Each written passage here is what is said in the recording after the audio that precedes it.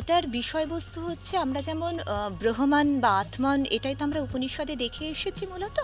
এখানে ব্রহ্মণ বা আত্মন শব্দের অর্থ যেমন সুপ্রিম পাওয়ার, ঠিক সেরকমই অল্ল বা আল্লাহ শব্দের অর্থটাও সুপ্রিম পাওয়ার।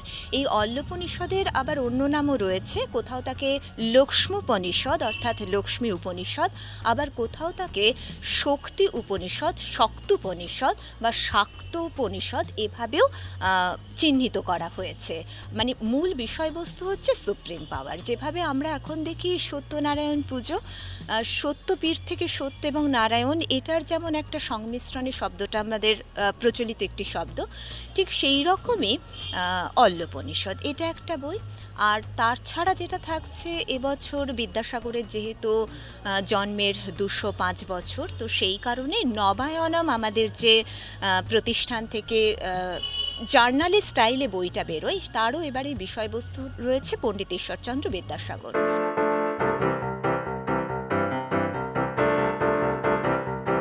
এই বইগুলো তো খুব জরুরি বই, এবং এই কাজটা যে হচ্ছে এটা আমাদের সংস্কৃতি সভ্যতার পক্ষে খুব জরুরি কাজ।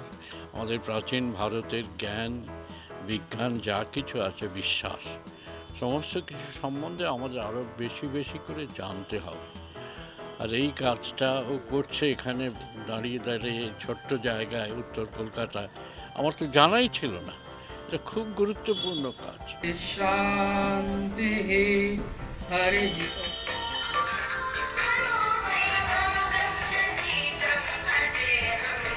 আমরা অধিকাংশই জানি না আমাদের ইতিহাস। অনেক মানুষ মানে অধিকাংশ মানুষই জানেন না, এবং যার ফলে পরিণতি হচ্ছে যে আমরা আমাদের নিজস্ব সংস্কৃতি ঐতিহ্য, তার যে একটা বহুমুখীনতা, একটা বহুত্ববাদ, সেটা ক্রমশ আমরা হারিয়ে ফেলছি। এবং সংস্কৃত সাহিত্য থেকে উদ্ধার করে এইভাবে গবেষণা করে যে পরিক্রিয়া করছেন, আজকাল তো এই ধরনের গবেষণা করার লোকজন পাওয়া যায় না। আর সংস্কৃত মানে সাধারণভাবে মানুষের কাছে হয়তো অত্যন্ত নিরস ব্যাপার, মানে আমার কাছে তো বটেই। সুতরাং তো উনি সমস্ত তথ্য উদ্ধার করে পেশ করছেন, অনেক কিছু অজানা আমরা জানতে পারছি। রানার রিপোর্ট, এস নিউজ।